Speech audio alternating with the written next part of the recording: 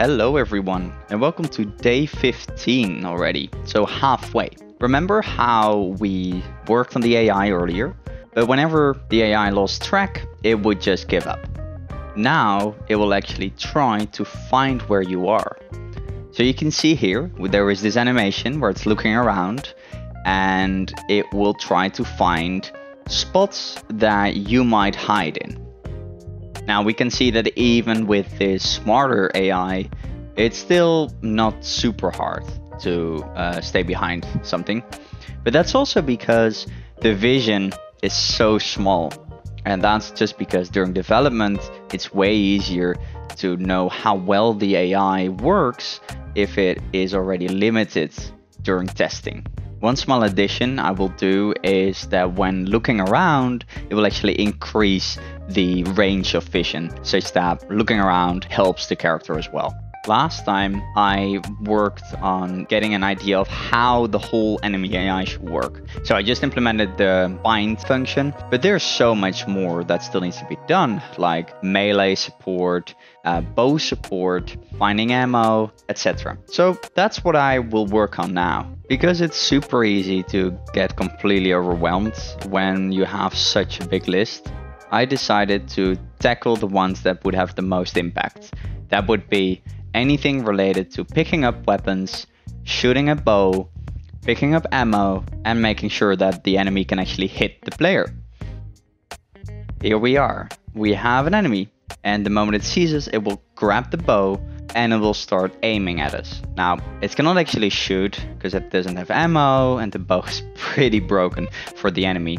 But aiming works both horizontally as vertically, and it picked up the weapon. And step by step, we are getting closer to an enemy that works. So we can see here the enemy picking up ammo whenever it doesn't have ammo, and then it crashes. But anyway, it picked up the ammo. So now the only thing I had to do is make sure that the full bow works for the enemy. And that works. So it aims, it draws the bow, it charges it, and then it will shoot. So we can see here, it tries to find the player. And whenever it sees the player again, it will immediately start attacking it again by drawing the bow, charging it, and shooting.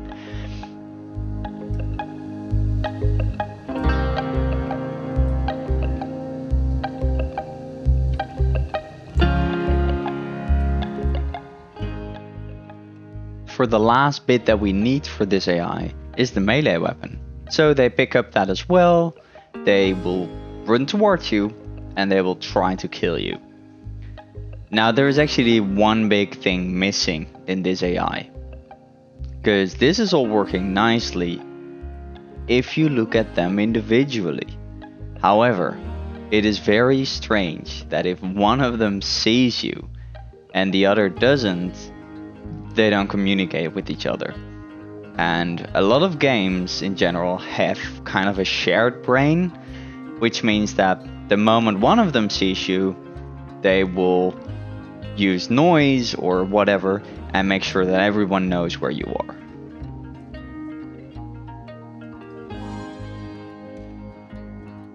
I therefore have two more things that I'd like to do before the end of this challenge to improve this AI. One, a shared brain where they can communicate somehow. And then the second thing is they need to listen to noise.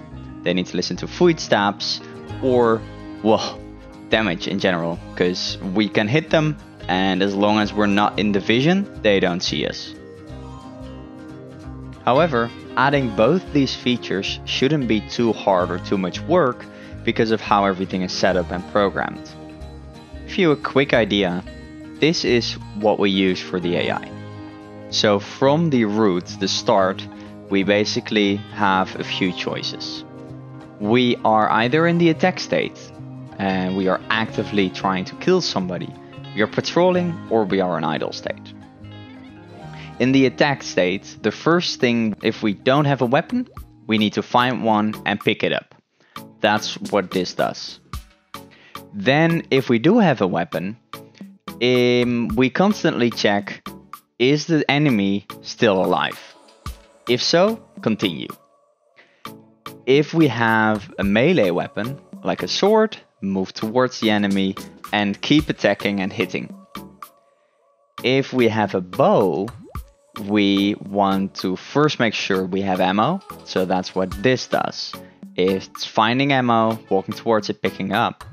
And then we draw the bow, charge the bow, and shoot the bow. And that's the whole bow mechanism. If we lose somebody, we have to find it. So we walk towards the last known location, and then we keep guessing where it might be for 30 seconds. And after 30 seconds, we go back to patrolling. Now, patrolling is just a very easy way to make it look like the enemy is always busy, but it's finding a new place and walking towards it. For the final test, we actually have two enemies, and we can see both of them picking up different weapons.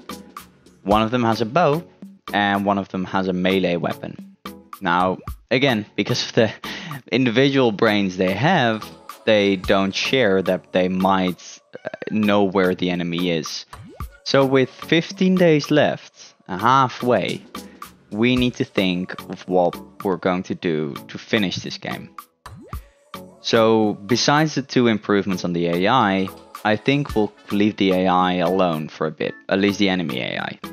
In the next episode, I'll work 100% on the tavern, and I'll try to make sure that the tavern is in a fully working state. It doesn't mean there's enough content for the tavern, but it means we don't have to program that much for the tavern. The last 10 days of this challenge, I just need to push content to make sure that it's actually fun to play the game and there's enough things to do to make it actually a publishable game.